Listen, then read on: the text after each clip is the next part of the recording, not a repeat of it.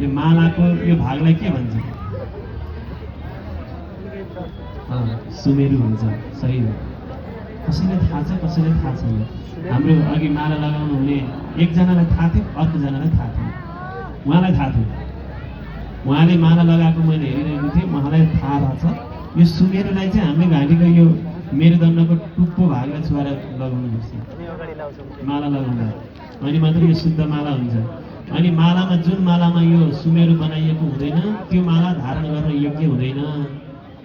त्यो चाहिँ कुकुर तिहारमा पूजा गर्ने माला, सुमेरु नबनाइएको माला। हामी मनुष्यले धारण गर्ने भगवानलाई लगाइदिने मालामा चाहिँ सुमेरु हुन्छ।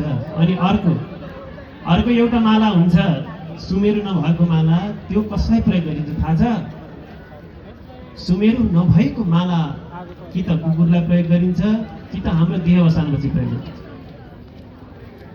देहवसानपछि प्रयोग गर्ने मालाको पनि सुमेरु हुँदैन। त्यसर्थ माला धारण गर्दा यो सुमेरुलाई यो माथिको मेरुदण्डको टुप्पो भागलाई छुवाएर मात्रै लगाउनुपर्छ। कसरी? सुमेरु भनेको के हो? पर्वत मुनतिर नुगे हुन्छ कि मासतिर ठड्या हुन्छ? मासतिर ठड्या हुन्छ नि। हो, त्यही भएर यसलाई मासतिर लाउनुपर्छ। यो एउटा कुरा नै सिक्यो, नसिक्नेहरूलाई थाहा नहुने। सत्सङ्ग भनेको यही नै हो कि हामीले यहाँ सत्सङ्ग गरिरहेका छौँ।